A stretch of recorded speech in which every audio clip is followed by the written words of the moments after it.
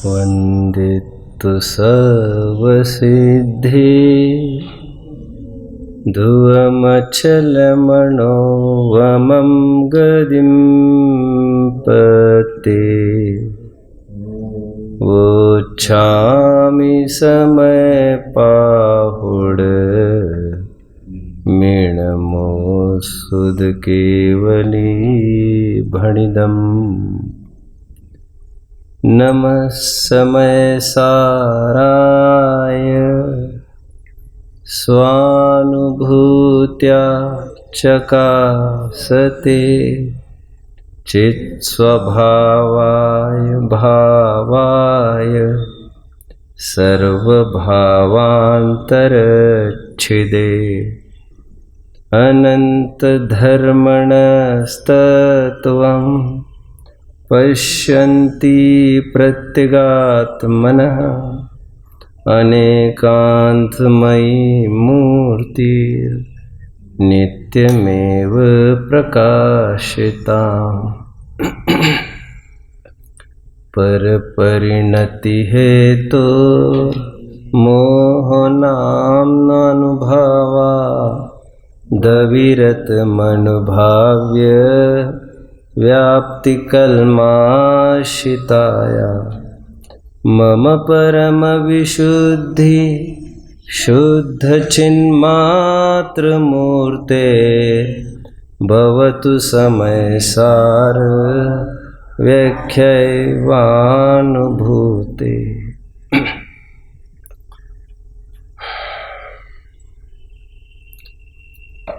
कहा रचो पर पद में न तेरो पद यह क्यों दुख सहे।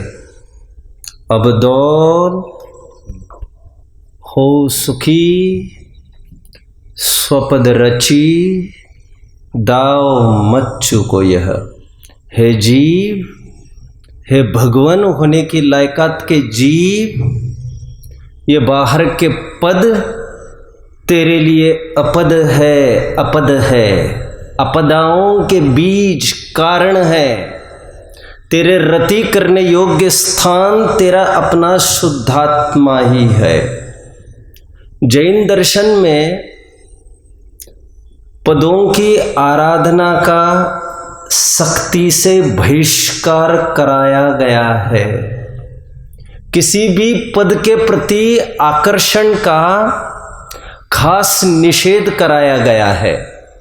हम यूँ कह सकते हैं जैन दर्शन में पदों की नहीं, पदार्थ की, आत्म पदार्थ की महिमा गाई गई है।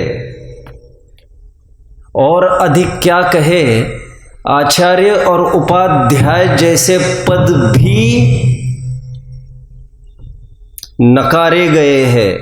मंगल, उत्तम और शरण के कारणों में उनकी गिनती नहीं की गई है। तीर्थंकर जैसा पद भी विस्मृत कराया गया है। नमोकार मंत्र में तीर्थंकर के पद को याद नहीं किया गया है। एक सामान्य अरहंत पद और तीर्थंकरों की कैसी खटिया खड़ी हुई है तीर्थंकरत्व की, यह आपको आप्त मीमांसा पढ़कर समझ में आएगा। वहाँ पर यह बोला गया है कि ये व्यंतरों में भी ये सब पाया जाता है। देवागम नभोयान चामरादि विभूतया माया विश्वपि दृश्यन्ते नातस्तमसी नो महान कहकर। इसलिए मैं हमेशा कहता हूँ आचार्य और उपाध्याय के पद भी एप्लीकेशन के बतौर एप्लीकेशन के फल स्वरूप नहीं सैंक्शन होते। ये थोपे गए पद है आचार्य और उपाध्याय पद। मैं उसको कभी कभी थोड़ा सा ऐसा खोलता हूँ, मैं ये कहता हूँ ये आचार्य और उपाध्याय पद कैसे दिए जाते होंगे। खास तौर पर आचार्य पद अनुशासन प्रशासन के ये पद है। मोक्ष मार्ग में इसका कुछ भी लेना देना नहीं है, बल्कि जरूरी है इन आचार्य आदि पदों का त्याग करके ही ऊपर के गुणस्थानों का चढ़ना होता है। समाधि के पूर्व इन पदों को औरों को देना पड़ता है। ये आपदाओं के पद है। मैं कभी कभी इसको इस रूप से खोलता हूँ, आचार्य पद कैसे मिलता होगा। या ऐसा होता होगा संघ में, जैसे कोई आचार्य है, मान के चलिए कुन-कुन स्वामी का उदाहरण लेते हैं। कुन-कुन स्वामी ने एक दिन बुलाया आचार्य उमा स्वामी को, मुनिश्री, हम ये चाहते हैं कि संघ का भार आपके कंधे पर हम डालें, आचार्य पद आपको दे। माफ़ करो ना साहब, हमने क्या गलती की है, हम में आपको क्या कमी नजर आ रही है? ले लो ना आचार्य पद। नहीं, हमको मत दो ये सब फिजूल के पद। अच्छा ठीक है, आप नहीं लेना चाहते इसको, आप नहीं लेंगे, हमारी बात नहीं मानेंगे। देखो साहब, हम आपके लिए कुछ भी कर सकते, लेकिन ये पद प्लीज प्लीज आप हमको, डोंट ट्राई टू ट्रैप मी, हमारा सब संकट में पड़ जाएगा।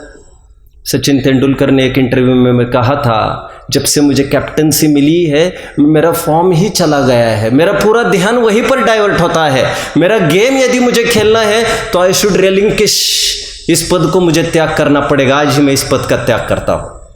तो फिर ये कैसा होता होगा? कुन-कुन स्वामी ये कहते होंगे उमा स्वामी को बुलाकर कि देखो मुझे तो समाधि की भावना थी, इसीलिए मैं कह रहा था, बाकी दूसरी कोई बात नहीं है।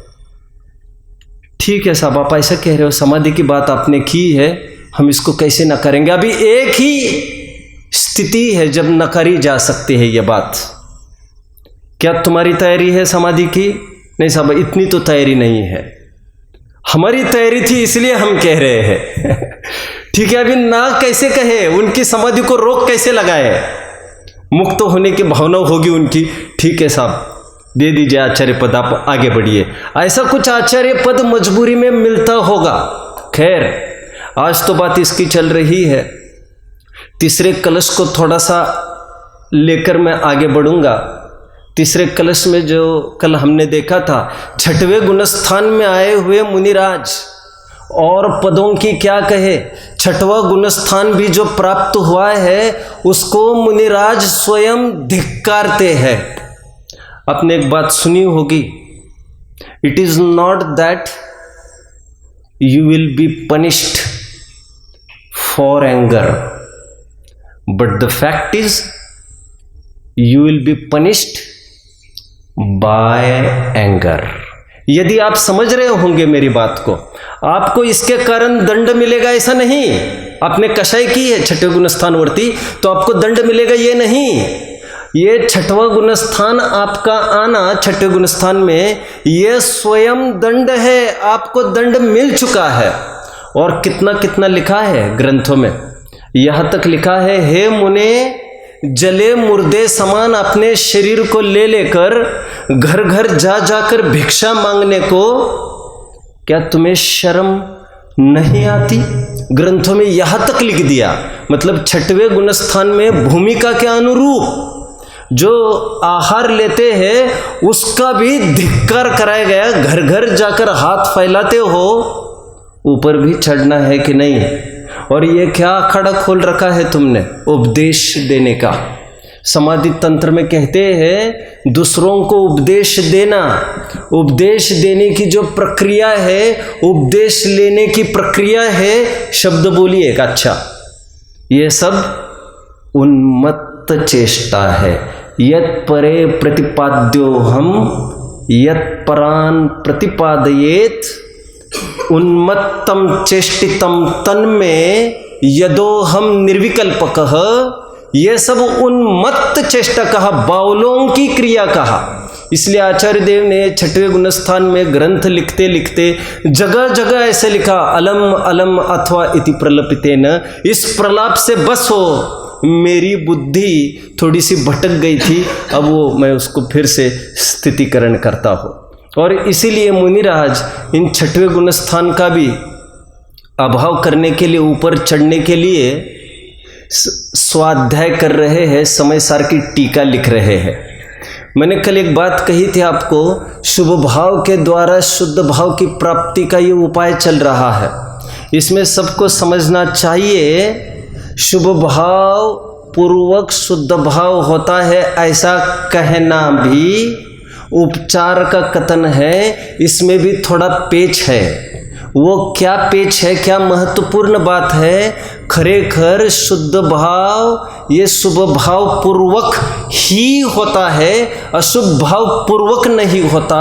इसलिए अनंतर पूर्वक क्षणवर्ती पर्याय रूप कारण की तरफ से उसको कारण कहा जाता है। परमार्थ से समझना चाहिए, शुभ भाव का अभाव वह शुद्ध भाव का कारण है, अथवा वह शुभ भाव जिस शुभ भाव में वह वर्तने वाला शुभ भाव भी है दिखता है, उपादेय जोर झुकाव त्रिकाली की ओर आता है, वह झुकाव के बल पर खरेखर सातवें आदि गुणस्थान की प्राप्ति करते हैं। अच्छा, सातवें गुणस्थान की प्राप्ति करी तो बस है क्या? लेकिन सातवें गुणस्थान की प्राप्ति करना, जैसे मैंने कल कहा था, अंतर मुहूर्त में फिर वही समस्या है, क्योंकि सातवें गुणस्थान के ऊपर सातवें गुणस्थान में अंतर मुहूर्त के ऊपर का काल बताया ही नहीं है। उत्कृष्ट काल अंतर मुहूर्त बताया है। अभी एक ही स्थिति है, यदि तुम्हें लौटकर छठवें गुणस्थान में नहीं आना है तो सातवें गुणस्थान के सातिशय अप्रमत्त भाग में तुम्हें जाना पड़ेगा, विशेष पुरुषार्थ, और फल स्वरूप श्रेणी चढ़ के तुमको शपक श्रेणी चढ़ के अरहंत अवस्था की प्राप्ति करनी पड़ेगी। तो अरहंत अवस्था की प्राप्ति करने के बाद तो काम हो जाएगा। यहां पर परम विशुद्धि कहकर नई विवक्षा खोल रहा हो। परम विशुद्धि कहकर सिद्धावस्था की मांग की गई है।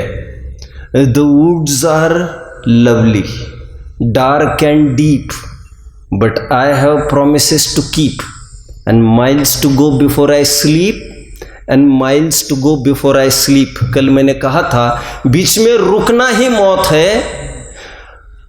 हम वहां तक जाना चाहते हैं जहां से लौटकर नहीं आया जाता, इरिवर्सिबल रिएक्शन। और ऐसी अवस्था, बोलिए, सिद्ध अवस्था है। ले लीजिए, लगे हाथ। हम पहली गाथा पढ़ लेते हैं। मैंने कंटिन्यूटी को ज्वाइन किया क्योंकि अभी सिद्धों को नमस्कार कराया जा रहा है, क्योंकि अभी छठवें गुणस्थान से वे थक गए हैं और शुद्धोपयोग की परम विशुद्धि की भावना भाई है। परम विशुद्धि के अर्थ में मैंने सातवां गुणस्थान ही नहीं, क्योंकि सातवें गुणस्थान में भी, सातवें, आठवें, नौवें, 10वें गुणस्थान में भी सूक्ष्म कषाय बनी रहती है जो ज्ञान का गेन नहीं होती है। और 12वें गुणस्थान का काल वैसे ही अंतर मुहूर्त है। और 13वां गुणस्थान अरहंत अवस्था भी व्यवहार वाली है। अरहंत भी आश्रव से नहीं बच सकेंगे, अरहंत भी संसारी ही है। परमार्थ वचनिका को पढ़ना चाहिए। मुक्त होने के लिए बचे हुए 4 अघाती कर्म का भी अभाव करके अव्याबादत्व आदि की प्राप्ति करने की भावना यहाँ पर परम विशुद्धि के अंतर्गत भाई गई है। पहली गाथा का पाठ हम सब करते हैं। एक साथ इस गाथा को हम पढ़ते हैं। वंदितु सर्व सिद्धे धुवमचल मनोवमं गदिं पते, ओछामि समय पाहुड़ मीणमो सुध केवली भणिदम। शीर्ष अवस्था, सबसे ऊंची अवस्था की बात की जा रही है, क्योंकि कल बताया गया था छोटा लक्ष्य बड़ा अपराध होता है। Low aim is crime. बच्चों को पढ़ाया जाता है, twinkle twinkle little star, how I wonder what you are, up above the world so high, like a diamond in the sky. मैं किसकी बात कर रहा हूँ वैसे? मैं किसकी बात कर रहा हूँ? अब about the world so high like a diamond not in the sky. ये तो स्काई की बात करते हैं, लेकिन 14 राजू ऊपर लोक के अग्रभाग में जो विराजते हैं, ऐसे सिद्ध भगवान की हम बात करते हैं आज। और सिद्ध अवस्था किसी 14 राजू के ऊपर स्थित स्थान का नाम नहीं है, सिद्ध शिला का नाम नहीं है। सिद्ध एक अवस्था है, जीव की अवस्था है और पूर्ण कंप्लीट अवस्था है। अनंत गुणों का 100% विकास की यह अवस्था है। देखिए क्या कहते हैं हम सबसे पहले कुछ वचन पढ़ते हैं। देखिए टीका प्रारंभ हो रही है। प्रारंभ होने के पूर्व आचार्य देव कुछ संकेत करते हैं। अथ सूत्र अवतार। उत्थानिका आपके पास है, उत्थानिका आप देख रहे हैं सभी। इस उत्थानिका पर थोड़ा सा हम खड़े रहेंगे, फिर मैं आगे बढ़ूंगा। बहुत गजब का ये प्रारंभ है, आपको सुनकर बहुत ही ताज्जुब होगा कि आत्मख्याति में जो हम टीका पढ़ने जा रहे हैं, अमृत चंद्र स्वामी की ये टीका है। कुंद आचार्य देव का यह ग्रंथ है समय सार, और प्रारंभ में ही आत्मख्यातिकार अथ सूत्रावतार ऐसी सूचना करते हैं। भैया आपको देखना हो तो यू शुड सी, मेरे पास जो है उसमें 5 नंबर पेज पर है और एकदम टॉप में देखिए अथ सूत्रावतार, संस्कृत का वर्डिंग है। मिला? ओके। नया एडिशन होगा तो देखना पड़ेगा, ये पहली गाथा के पूर्व मिलेगा। और प्रवचन सार की टीका, तत्व प्रदीपिका, पंचास्तिकाय संग्रह की टीका, समय व्याख्या, इन तीनों टीकाओं को देखा जाए, ये टीका तो हम देख ही रहे हैं। और नियम सार की टीका, पद्म प्रभ मलधारी देव, तात्पर्य वृत्ति, चारों टीकाओं का प्रारंभ इसी शब्द से हुआ है। कौन सा? अथ सूत्रावतार। क्या रहस्य होगा जो इससे वे चालू करते हैं? थोड़ा अटपटा नहीं लगता आपको? किसी भी लाइन को चालू करते समय can anyone start his speech bye now? बड़ा अटपटा लगता है। ग्रंथ का प्रारंभ कहाँ से किया जा रहा है? अथ। अथ।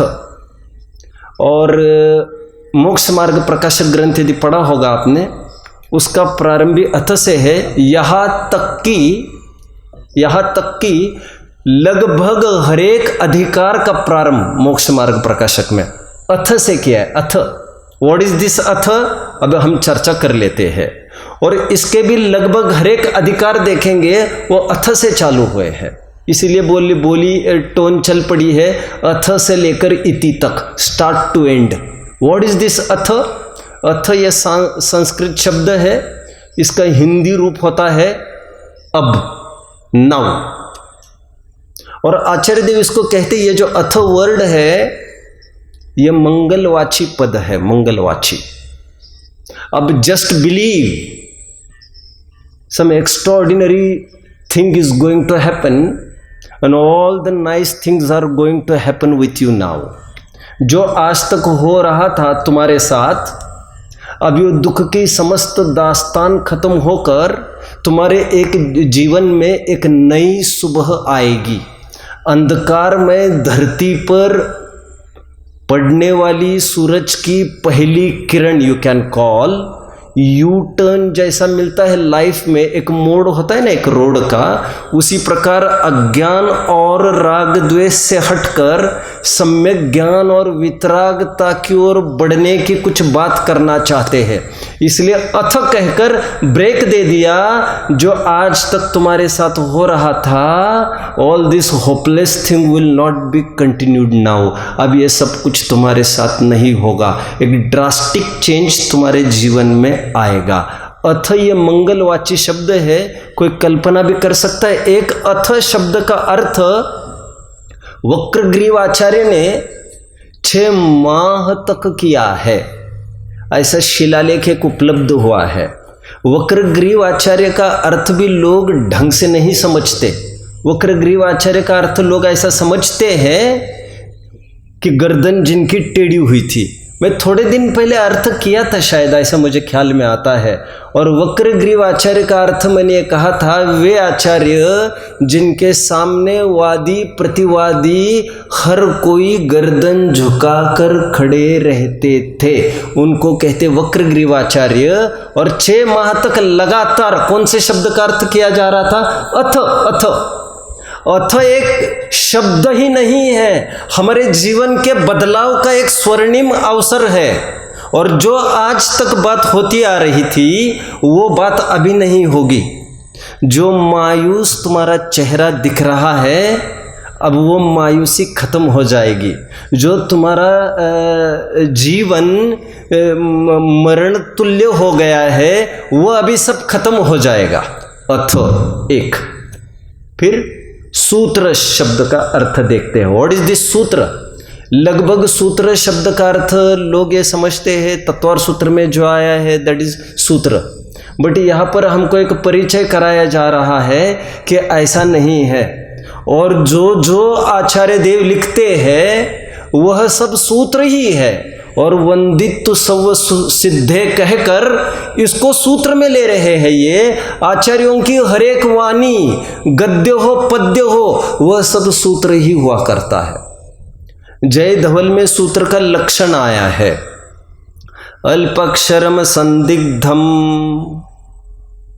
सारवत गूढ़ निर्णयम निर्दोषम हेतुम तथ्यम। 7 लक्षण बताए मैंने। सूत्रम इति उच्यते बुधे। ये एक एक का विश्लेषण करने को अभी बहुत अवसर नहीं है, आपको समझना चाहिए। चलो लगे हाथ सरसरी नजर से मैं अर्थ किए देता हूं। क्या कहा इसमें? अल्पाक्षरम, कम से कम सीमित बात करना सूत्र की एक निशानी। जहां पर एक अक्षर भी मिनिमाइज कर सकते हो उसका भी प्रयास किया जाएगा, जितना कॉम्पैक्ट कर सकते हैं। आचार्य देव के पास ना समय है क्योंकि वे अपने समय को संभालने के लिए दीक्षित हुए हैं। वे कोई बाहर का समय का व्यय करके और उनको समझाने का अखाड़ा नहीं खोला है उन्होंने। इसलिए यदि दाव लगा तो हित मित प्रिय कम से कम बात करते हैं। अल्पाक्षरम असंदिग्धम, और ऐसी बात करते हैं जिसमें सामने वाले को संदेह नहीं हो। तीसरी बात मतलब जिसमें 2 टूक बात निकलेगी। तीसरी बात सारवत, कोई भी बात एक अक्षर अथवा एक शब्द भी आया है तो उसका कुछ न कुछ इंपॉर्टेंस है। अल्पाक्षरम संदिग्धम सारवत गूढ़ निर्णयम। आचार्यों की वाणी गूढ़ निर्णय वाली हुआ करती है और इसीलिए बताया गया है गुरुओं भवन्ति शरणम प्रबुद्ध नए चक्र संचारा। शास्त्र स्वाध्याय करने के लिए जरूरी है कोई ज्ञानियों की शरण में जाकर आपको समझना चाहिए ताकि भ्रम के अवसर ना हो। ना मैं आपको भटकने की कोई शिक्षा नहीं दे रहा हूं। हम ज्ञानी के नाम पर किसको भटकते रहे। वैसे टीकाकारों ने प्रवचनकारों ने बहुत उपकार किया है। ये टीकाकार और प्रवचनकार ही आपको उस गूढ़ बातों का रहस्य को आपको पुर्जा खोल के दिखाएंगे और मोक्ष मार्ग प्रकाशक इसका बेहतरीन उदाहरण है। किस शब्द का कैसे अर्थ समझना चाहिए, निश्चय व्यवहार की संधि आदि आदि आदि। आगे बढ़ते हैं। कितने पद हो गए? अल्पाक्षरम संदिग्धम सार्वत गुढ़ निर्णयम निर्दोषम। तर्क अथवा युक्ति से उसको काटा नहीं जा सकता। निर्दोषम हेतु, हर एक चीज का आपको हेतु मिलेगा। हेतु लॉजिकल अप्रोच करेंगे। खास तौर पर द्रव्यान्योग का जितना भी साहित्य होता है वो बाबा वाक्यम प्रमाणम वाला नहीं होता है। आज्ञा प्रदानी से परीक्षा प्रदानी को श्रेष्ठ बताया गया है, इसलिए यहां पर परीक्षण का पूरा अवसर है। निर्दोषम हेतु मत तथ्यम, और यहां की हर एक बात सच्ची होगी, वस्तु स्वरूप के अनुसार ही होगी। इसको सबको सूत्र कहते हैं। तीसरे शब्द का अर्थ करते हैं अभी। कौन सा तीसरे शब्द बोलिए? अवतार। अवतार अथ सूत्र अवतार। सूत्र का अर्थ हुआ, आचार्य देव प्रारंभ करते हैं ग्रंथ का अथ सूत्र अवतार।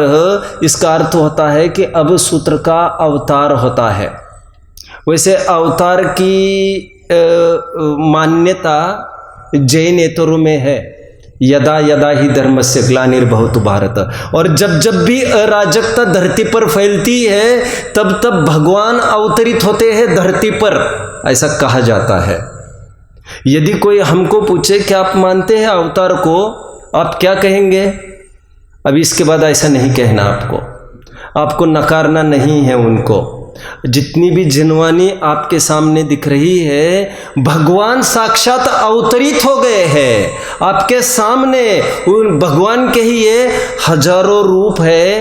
कहते हैं ये भगवान ही समय सार के जरिए अवतरित हो रहे हैं। भगवान से कम महिमा शास्त्र की नहीं हुआ करती, इसलिए भगवानवत शास्त्र को भी नमोस्तु योग्य माना गया है। अष्टद्रव्य से पूजन भगवानवत शास्त्र की भी की गई है। धवल ग्रंथ में यहाँ तक बताया है, भगवान में और भगवान की वाणी में फर्क नहीं देखना चाहिए, दोनों में अभेद है। इसलिए मुझे तो भगवान के पास जाना, भगवान से मिलना, भगवान से दर्शन करना, स्वाध्याय करना भी भगवान से दर्शन करने का ही एक विकल्प है। मैं कभी कभी कहता हुआ ऐसा, महावीर स्वामी नयन पथगामी भवतु में। इसका अर्थ हम लोग कितने जानते हैं मैं नहीं समझता हो। वैसे पूछूं मैं किसी को, क्या समझते हैं आप इसका अर्थ? नयन पथगामी भवतु में, महावीर स्वामी नयन पथगामी भवतु में क्या अर्थ है? कोई बताएगा? इसका सीधा अर्थ इतना है, हे भगवान महावीर, आप मेरे नयन मार्ग से प्रवेश करके मेरे हृदय में बस जाओ। ये कौन सा रूट अपनाया तुमने? और भगवान ऐसे थोड़ी चले जाएंगे किसी आँखों के माध्यम से। यहाँ पर ये कह रहे हैं, दर्शन के माध्यम से, आँखों के माध्यम से तुम भगवान को ग्रहण करो और देख देख कर भगवान के रूप पर रिझ कर भगवान पना यहाँ पर स्थापित करो। तुम भगवान को अपने मन मंदिर में बुला लो। इसलिए कहते हैं नयन पथगामी भवतु में। इसलिए मैं कभी कभी मजाक में ऐसा भी कह देता हूँ, मजाक मतलब ये मजाक नहीं है, वस्तु स्वरूप है। महावीर स्वामी बोलिए, कर्ण पथगामी भवतु में। हे भगवान, कर्ण के माध्यम से प्रवेश करके आप मेरे हृदय रूपी सिंहासन पर विराजमान हो जाओ, क्योंकि भगवान हमारे घर आने के बाद फिर अनाप शनाप खराब काम नहीं होंगे। जहाँ पर अच्छा व्यक्ति वास करता है, अच्छा व्यक्ति आ जाता है, वहाँ पर फिर खराब चीजें आ नहीं सकती। लोक में भी देखिए ना, पीएम प्रेसिडेंट कहीं आकर खड़ा रहे, फिर वहां पर आतंकी चोर डाकू वहां पर आ नहीं सकता उस एरिया में। ठीक उसी प्रकार भगवान को साक्षात हमने आमंत्रित किया है, यहाँ पर मोह राग द्वेष आदि विभावों का फिर काम नहीं होगा। भगवान को आज हमने न्योता दिया है, भगवान को हमने बुलाया है, हमने अपनी मनोकल्पना से भगवान की स्थापना अपने हृदय में की है। टीकाकार विशेष बात करने वाले हैं। एनीवे, अभी हमने अथ सूत्र अवतार का अर्थ किया है और यहाँ पर आचार्य देव घोषणा कर रहे हैं और कह रहे हैं, सभी जन बाहर आकर खड़े रहिए, अगवानी के लिए तैयार रहिए। एक अतिशयकारी वस्तु आपके जीवन में प्रवेश करने जा रही है और वो अतिशयकारी वस्तु बताइए। अथ सूत्र अवतारो, यह समय सार उदय को प्राप्त हो रहा है। अभी देखिए गाथा की तरफ आते हैं। आज गाथा का ही स्वाध्याय हम करेंगे, टीका की बात मैं कल करूँगा। आपको एक एक शब्द घर पर पढ़ के आना है। मैं तो पढ़ के ही आऊँगा, जाने के बाद भी पढ़ना है, आपको टैली करना है कि मैंने कितना मिसिंग भी कुछ रखा है कि पूरा पढ़ाया भी है। जैसा मैंने अर्थ कर रहा हूँ वैसा ही है या अन्यथा है, क्योंकि मैं एक एक वर्ड आपके सामने पढ़ नहीं सकूँगा, इस लहजे में मैं नहीं लेने वाला हूँ, लेकिन कुछ भी रहेगा नहीं पीछे। वंदितु सव सिद्धे ध्रुवमचल मनोवमं गदिम पते। बस इस लाइन का अर्थ करते हैं। देखिए, बहुत मनोवैज्ञानिक ढंग से आचार्य देव आगे बढ़ रहे हैं। इस लोक में स्थायित्व का बड़ा महत्व है। अब कल्पना करिए थोड़ी सी, आज प्रवचन कहाँ लगेगा ये आधा घंटे पहले किसी को पता नहीं है। कल्पना करिए, और कितने लोगों में कितना क्योस हो जाएगा, कहाँ पर प्रवचन लगेगा।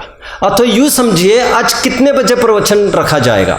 रोजाना आप प्रवचन की जगह को चेंज करते रहेंगे, रोजाना आप प्रवचन के टाइम को चेंज करते रहेंगे। आज 6 बजे, कल 5 बजे, एनी टाइम, कभी कुछ, कभी लोकेशन चेंज होगा, कभी ग्रंथ चेंज होगा। इसमें क्या सिनेरियो हो जाएगा और श्रोता वक्ता पर क्या गुजरेगी, और इसमें सुकून होएगा क्या किसी को? हरगिज नहीं। हर एक जन स्थायित्व मांगता है, स्थायित्व।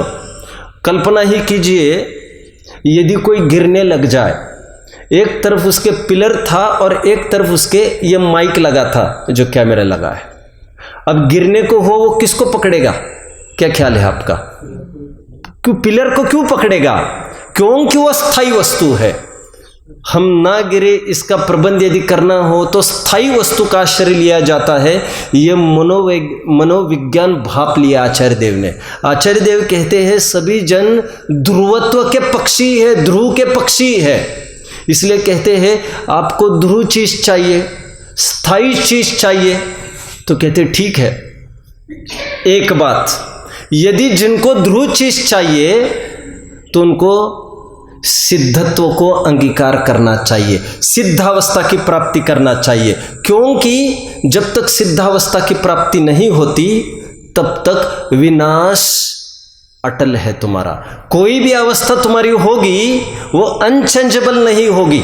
इसलिए ध्रुवपद कहकर विनाशिकता का व्यवच्छेद किया है, गेटिंग एवरलास्टिंग पद कर दिया, क्षणिक पद का परित्याग कराया है। मैंने क्या कहा? पहला पद ध्रुव, सिद्ध भगवंतों को याद किया है, सिद्ध भगवान कहो अथवा ध्रुव कहो, सिद्धों को नमस्कार करना कहो अथवा ध्रुव को नमस्कार करना कहो। और ध्रुव को नमस्कार करना मतलब, फिर से ध्रुव को नमस्कार करना मतलब ध्रुव को प्रकट करना।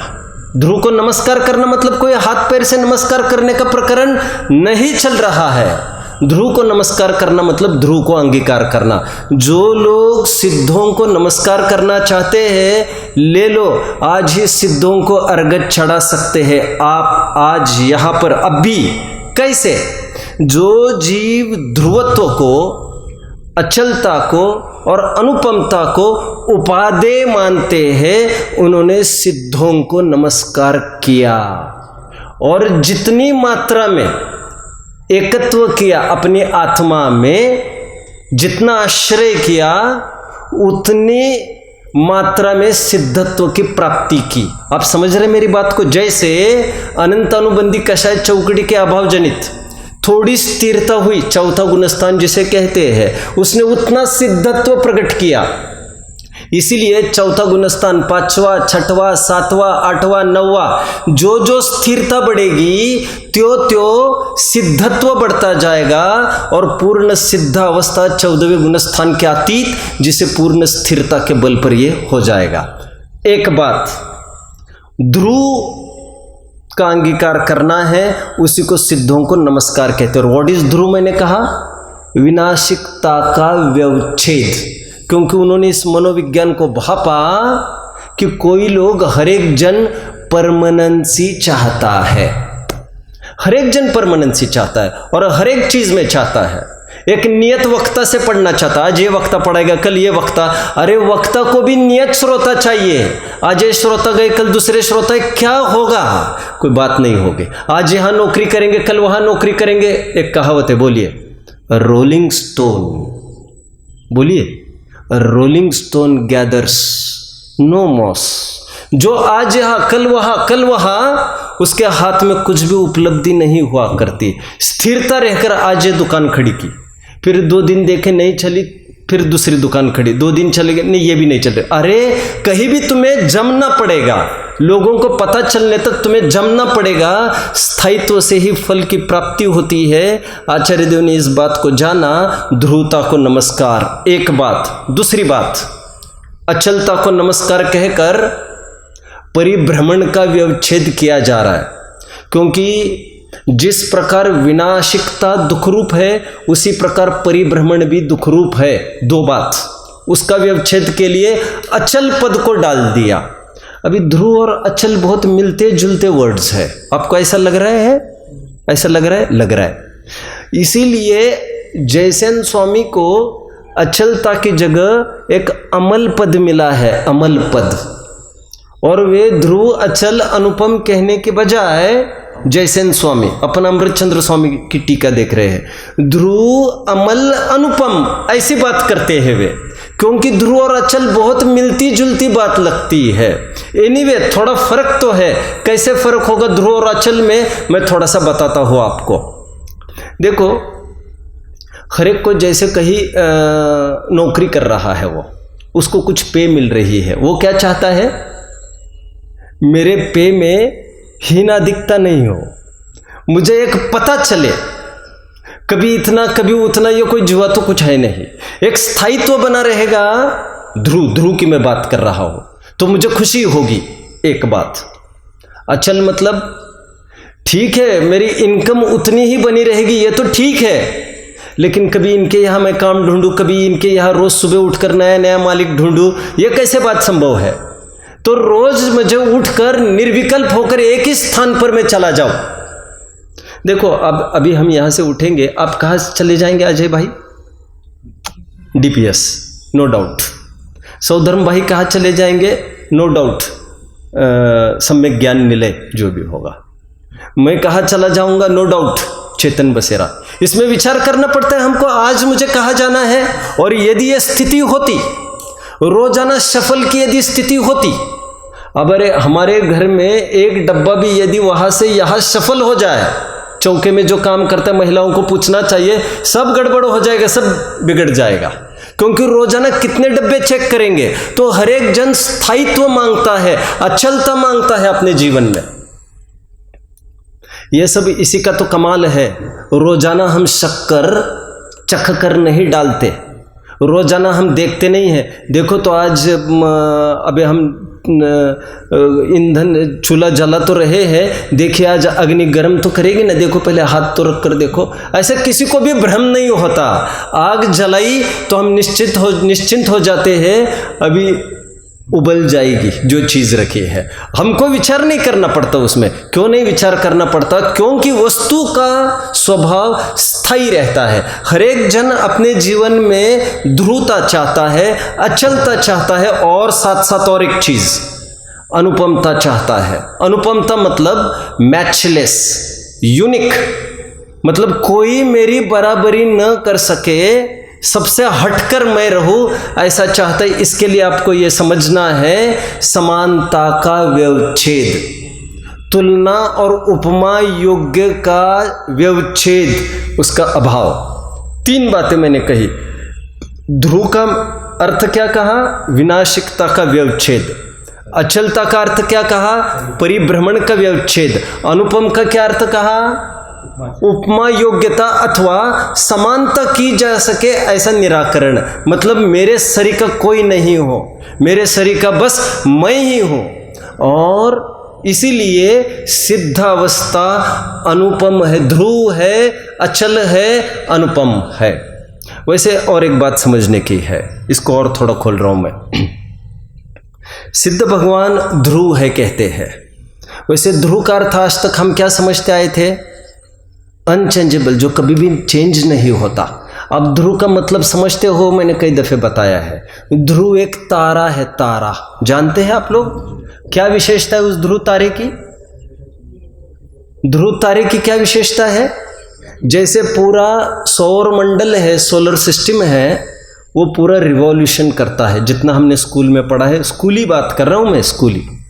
तो ये जब पूरा करते समय, लेकिन एक जैसे सूरज है, तो सूरज घूमता भी है, रिवॉल्यूशन भी करता है। अभी वो विज्ञान नहीं मानता, ये मैंने अपने जैन दर्शन के हिसाब से कहा। विज्ञान तो ये मानता है कि पृथ्वी घूमती है, जो भी कुछ, वो तो ये कहती है पृथ्वी घूमती है। रिवॉल्यूशन और रोटेशन ऐसे दो टर्म्स का प्रयोग करता है वो। और वो मानता है ध्रुव तारा कभी नहीं रिवॉल्व करता, वो घूमता नहीं है, इसीलिए वो ध्रुव है, लेकिन वो अपने अगल बगल में ही घूमता रहता है।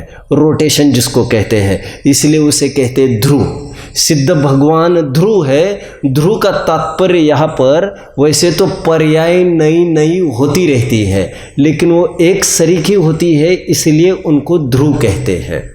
एक होता है ध्रुवपद, जो त्रिकाली द्रव्य स्वभाव है, वह है एक रूप। ध्रुव स्वभाव है एक रूप, और सिद्ध की ध्रुव पर्याय है एक सी, वो एक रूप नहीं है। अब अर्थ समझ रहे हैं? एक तो होता है एक है, और एक होता है एक सरीके है। जैसे हमने कहा ये दोनों भाई एक सरीके हैं, लेकिन एक नहीं है। वो ध्रुव तो एक रूप रहता है, लेकिन ये सिद्ध की ध्रुव पर्याय वो एक सी होती है, और इसीलिए उपचार से उसको भी ध्रुव कहा जाता है। इसलिए कभी यदि कोई सिद्ध को अनित्य भी कह दे, नित्य भी कह दे, तो घबराना नहीं चाहिए। प्रवचन सार की 17वीं गाथा में ऐसा कहा कि इस जीव ने सिद्धावस्था का ऐसा उत्पाद किया कि जिसका व्यय नहीं होता, और संसार अवस्था का ऐसा व्यय किया, पर्याय का ऐसा व्यय रहित उत्पाद और उत्पाद रहित व्यय की बात की है उन्होंने। तो कोई ये प्रश्न कर सकता है उनका उत्पाद रहित व्यय और व्यय रहित उत्पाद? भैया, संसार पर्याय का ऐसा व्यय हुआ है कि फिर से उत्पाद नहीं होगा, और सिद्धावस्था का ऐसा उत्पाद हुआ है कि फिर से उसका व्यय नहीं होगा। और देखना चाहिए आपको, द्रव्य संग्रह की चूलिका खोलकर उसमें 6 द्रव्यों में परिणामी अपरिणामी ऐसा भेद किया है। To your surprise to know, वहां पर कैसा किया होगा वर्गीकरण, कोई बता सकता है? 6 द्रव्यों में परिणामी अपरिणामी कैसे भेद किया होगा? क्या लग रहा है आपको? वहां पर जीव और पुद्गल को परिणामी, और धर्म अधर्म आकाश काल द्रव्यों को अपरिणामी, और नित्य अनित्य ऐसा भी जब विभाजन किया, जीव और पुद्गल को अनित्य और धर्म अधर्म आकाश काल को नित्य कहा, जबकि हर एक द्रव्य नित्यानित्यात्मक है। क्या जीव पुद्गल और क्या धर्म अधर्म आकाश काल, लेकिन एक सरीकी पर्याय को एक ही पर्याय ऐसा उपचार करके, ऐसा उपचार प्रचलित है और जायज माना गया है। इसलिए सिद्धावस्था को ध्रुव एक। अचल क्यों कहा? क्योंकि अभी वे लौट कर कभी भी नीचे नहीं आएंगे। अपुनर्भव क्या विशेषण है सिद्धों का? लौट कर फिर से नहीं आते वे। ऊर्ध्व गति ऊर्ध्वगमन स्वभाव का पूर्ण स्वाभाविक परिणमन हुआ है, लौट कर नहीं आते। और तीसरी बात, अनुपम, उनकी उपमा किसी को भी नहीं दी जा सकती। गांधी जी का मैं हमेशा एक उदाहरण देता हूँ। गांधी जी एक निबंध लिख रहे थे, हिंदी का पेपर था उनका, मैं उनके स्कूल के दिन की बात कर रहा हूँ, और हिंदी के पेपर में 3 घंटे के पेपर में 2 घंटे बीत चुके, उन्होंने कुछ भी लिखा नहीं अभी तक। वो एग्जामिनर आए वहाँ पर, वो उन्होंने कहा भाई तुम पेपर लिखो कुछ। नहीं, वो उन्होंने कहा मैं सोच रहा हूँ क्या लिखना। बोले अभी कब सोचोगे, अभी तो 1 घंटा रहा, सोच रहा हो। फिर अंत में 10 मिनट बचे, जब वार्निंग बेल हुई तो वो फिर से आ गए, बोले तुमने कुछ भी पेपर नहीं लिखा अभी तक। और जब पेपर छीनने के लिए आए तो 1 लाइन उन्होंने पेपर पर लिखी थी। बोलिए वो कौन सी थी? उनको निबंध लिखना था, पहला ही प्रश्न पड़ गया था माँ पर निबंध लिखने का। तो वो ये कह रहे टीचर को कि मैं ये सोच रहा हूँ जब से, माँ पर क्या लिखा जा सकता है? माँ मौसी जैसी होती है, कैसी होती है, क्या लिखे माँ के बारे में? तो उन्होंने एक ही लाइन लिखी थी, माँ जैसी ही होती है, अतुलनीय होती है। सिद्धों की यहाँ पर बात चल रही है। सिद्ध भगवान की उपमा संसार में सर्वर सिद्धि के देव से की जा सकती है, किसी से भी नहीं की जा सकती। इसलिए वे उपमा योग्य नहीं है, इसलिए वे अनुपम है। उनके शरीर का सुख वे ही भोगते हैं। ग्रंथ में जितनी भी बात मिलेगी सुनने में, कैसे कि इंद्रों से देवों से 100 गुना 1000 गुना अनंत गुना वे सुख को भोगते हैं, ऐसे गुना की कोई बात नहीं होती। बच्चों को ये समझाया गया है, जाति ही दोनों की अलग है। अतीन्द्रिय सुख का वे प्रचुरता से वेदन करते हैं। एक सिद्ध चक्र मंडल विधान पढ़ा होगा, मुझे बहुत अच्छे से याद नहीं है। जिसमें ये कल्पना की है संतलाल कवि ने। सूर्य था ना, सूर्य, ये पहले परिक्रमा नहीं करता था, तो बाद में जिस दिन उसने महिमा की सिद्धों की, अरे ये सिद्ध हमसे बढ़कर 3 लोक के नाथ हो गए हैं, तो उस दिन से चक्रे काटने लग गया। क्यों चक्रे काटने लग गया? अरे मेरू आदि के चक्कर काटने लग गए। मेरू में अकृत्रिम जिनबिंब हुआ करते हैं। जिनबिंब एक प्रकार से अरहंत में 5 परमेष्टि गर्भित हो जाते हैं।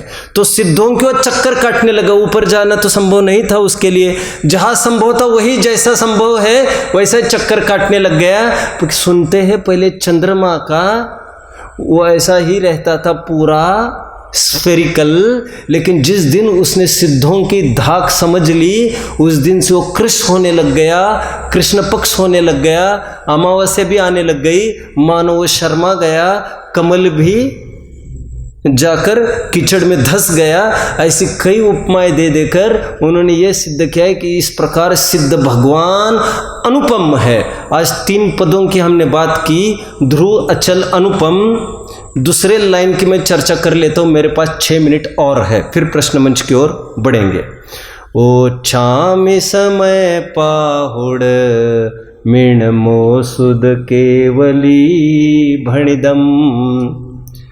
समय पाहुड़ का अर्थ समझेंगे अब हम। 3 शब्दों को समझिए, समय पाहुड़, समय सार, समय प्राभृत और समय सार, ऐसा क्रम समझिए।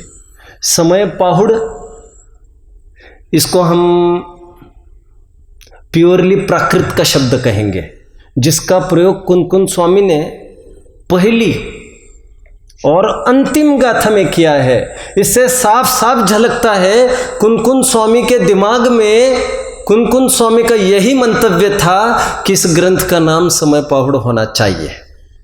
एनीवे, लेकिन अमृतचंद्र स्वामी को यह लगा कि समय सार शब्द भी कुन स्वामी की तरफ से 3 बार आया है।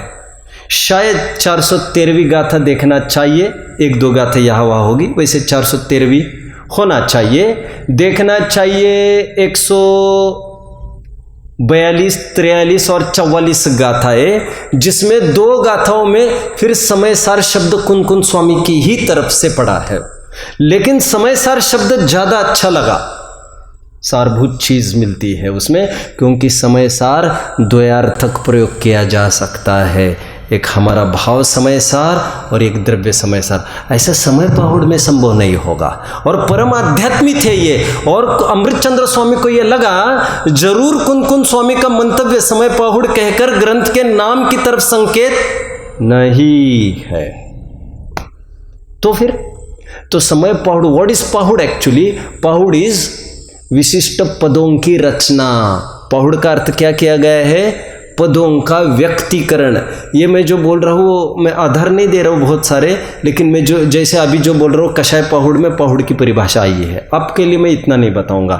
पाहुड़ का अर्थ बताए विशिष्ट पदों की व्यक्तिकरण, और पद मतलब एक विशिष्ट, समझिए जरा, इतने पदों से आप लोगों ने पढ़ा होगा, सरस्वती पूजन पढ़ी होगी, उसमें 12 अंग में, पहले अंग में इतने पद, दूसरे अंग में इतने पद, इतने अक्षर आदि आदि।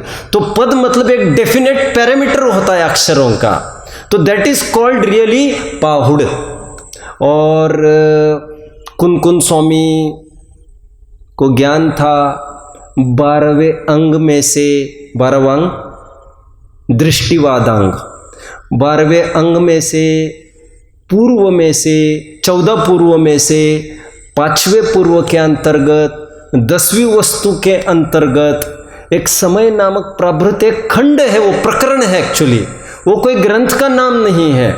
तो समय प्राभृत का ज्ञान उनको था। समय प्राभृत की विषय वस्तु टोटली आध्यात्मिक है, वह ये विषय वस्तु है। इसलिए ये कहकर ये कहना चाहते हैं कि मेरी बात नहीं है ये, इट हैज कम, ये ओरिजिनली अरहंतों की, तीर्थंकरों की परंपरा से आया हुआ माल है। समय प्राभृत कहकर उसकी वैल्यू कई गुनी बढ़ा दी उन्होंने, क्योंकि प्राभृत ये word directly relates to the origin. ये डायरेक्ट कंपनी मेड माल है, ये कोई तुमने हमने घर होम मेड की बात नहीं है। ये एक बात समय पाहुड़। What is प्राभृत? प्राभृत की बात देखते हैं। वैसे प्रभृत का अर्थ ये किया गया है प्र प्लस अभृत। आभरण समझते हो आप? आभरण, आभूषण, आभूषण वगैरह। कहना चाहिए कि किसी को श्रृंगारित करने के लिए प्रकृष्ट, प्रभृत, प्रकृष्ट रूप से श्रृंगारित करना। अभी आचार्य ने यह अर्थ दिया है प्रभृत का। ये भी एक अर्थ होता है प्रकृष्ट रूप से भरा हुआ। किससे भरा हुआ? अध्यात्म की विषय वस्तु से। तो आचार्य देव ने यह कहा कि एक अर्थ ये भी किया है तीर्थ, प्रकृष्ट मतलब तीर्थंकर, तीर्थंकर के द्वारा स्थापित, रखा हुआ, कहा हुआ, आचार्यों के द्वारा धारण किया हुआ, आगे फॉरवर्ड किया हुआ, उसे कहते हैं प्रभृत। प्रभृत का एक अर्थ जयसेन स्वामी ने किया है। प्रभृत मीन्स बहुत प्रचलित है, बोलिएगा, गिफ्ट, भेंट।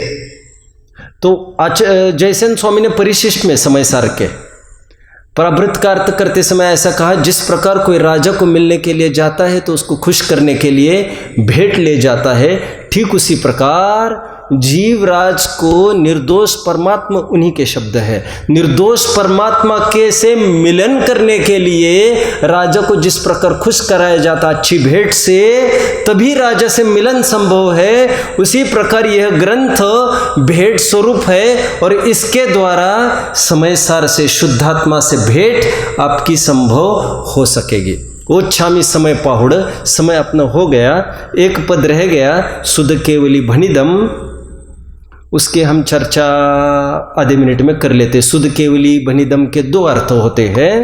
एक तो श्रुत केवलियों के द्वारा कहा हुआ, या ऐसा इसलिए कहकर ये भी कह रहे हैं क्योंकि इन्होंने बोध पाहुड़ में 61-62वीं गाथा में, बोलिएगा कोई, उन्होंने स्वयं का परिचय देते समय अपने गुरु का नाम नहीं लिया कहीं, लेकिन उन्होंने डायरेक्ट लिंकिंग किया कि आचार्य भद्रबाहु अंतिम श्रुत केवली ये मेरे गमक गुरु है। इसका संकेत यहाँ पर आ गया कि उन्हीं से मुझे ये पूरा माल मिला है, श्रुत केवली भनिदम। एक अर्थ जयसेन स्वामी ने ऐसा भी किया है, श्रुत केवली नाम के कोई विशिष्ट मुनिराज न लेकर उनका कहना ये बना कि केवलियों के माध्यम से जो श्रुत में बात आई परमागम में, उसको आधार बनाकर मैं लिख रहा हूँ। ऐसे दो अर्थ शुद्ध केवली के भी मिलते हैं। शेष चर्चा टीका आदि के हम कल करेंगे। ओम नमः। कोई प्रश्न होगा तो आप प्रश्न पूछ सकते हैं। अभी तक के 3 कलश पूरे हुए हैं और पहली गाथा हमने पढ़ी है। जिसको कोई प्रश्न होगा वे प्रश्न पूछ सकते हैं। यहां से कोई प्रश्न हो तो पूछ सकते हैं। सिद्ध स्वयं पर्याय है। नहीं, पर्याय सिद्ध तो पर्याय है, राइट, लेकिन सिद्ध पर्याय को ध्रुव कह रहे हैं। हाँ, ऐसा है। देखिए, बहुत अच्छा प्रश्न है ये। वैसे कल हम वैसे ही बात करने वाले थे, आज थोड़ी बात कर लेते हैं। प्रश्न ये आया है, सिद्ध जब पर्याय है उसको ध्रुव अचल अनुपम कैसे कहा जा रहा है? मतलब भाई जी का ये प्रश्न है, भाई साहब का, कि ध्रुव अचल और अनुपम ये विशेषण त्रिकाली को तो शोभते हैं, पर्याय को क्यों कहा जा रहा है? अब उत्तर इसका इतना सिंपल है, क्योंकि द्रव्य स्वभाव तो सबका ध्रुव अचल और अनुपम है, लेकिन स्वभाव वैसा होने से, ध्रुव अचल अनुपम मात्र होने से सुख का भोग नहीं होता। सुख का भोग करने के लिए पर्याय में प्रकट ध्रुव अचल अनुपमता आना चाहिए, क्योंकि भोग पर्याय का होता है, द्रव्य का भोग नहीं होता। वेदन पर्याय का होता है, द्रव्य का वेदन नहीं होता। गेहूं और आटा खूब रखा तो रहता है घर में, बात को पूरी करो, लेकिन स्वाद आटे और गेहूं का नहीं लिया जाता। पिताजी ने मार्केट से गेहूं लाया और माँ को ये कहा, देखना गेहूं कैसा है। तो माँ क्या कहती है? अब कब देखेंगे इसको कैसे है गेहूं? तुरंत खा के नहीं, इसकी कल रोटी बना के देख लेंगे। भोग पर्याय का होता है, द्रव्य का नहीं। इसलिए द्रव्य में तो यह सब सामर्थ्य है ही, उसकी क्या बात करना। महिमा तो तब होगी जब यह सब पर्याय में प्रकट होगा, इतनी बात है। और कोई प्रश्न? प्रश्न?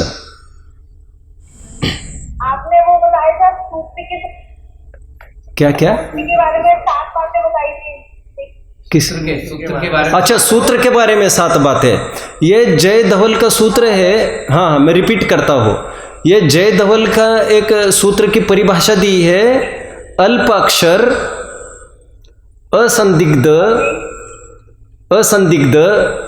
सस्पिशियस नहीं होना चाहिए। थर्ड, सारवत,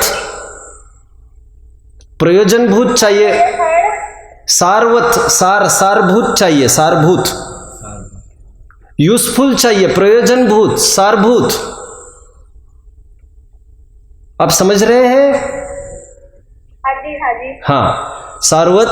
फिर गुण निर्णयम, जो गूढ़ होते हैं, मतलब उसको बहुत सोचना पड़ता है तब अर्थ खुलता है। एक शब्द के कई अर्थ होते हैं, व्याकरण से, न्याय से अनेक अनेक अर्थ होते हैं। जैसे प्रत्यक्ष शब्द है, प्रत्यक्ष, वो साम व्यवहारिक के भी अर्थ में प्रयोग किया जा सकता है, अनुभव के अर्थ में भी किया जा सकता है। कहाँ पर कैसा संभव है, वो गंभीर होते हैं पद, उसको समझना चाहिए। अल्प अक्षर, असंदिग्ध, सारवत, गुण निर्णयम, निर्दोष, निर्दोषम, हेतु युक्त होते हैं, सहेतुक होते हैं, और सच्चे होते हैं, सम्यक होते हैं। ये 7 बातें कही थी। और कोई प्रश्न?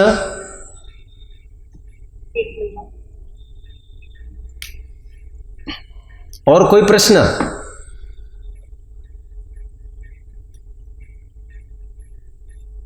ठीक है। ओम नमः।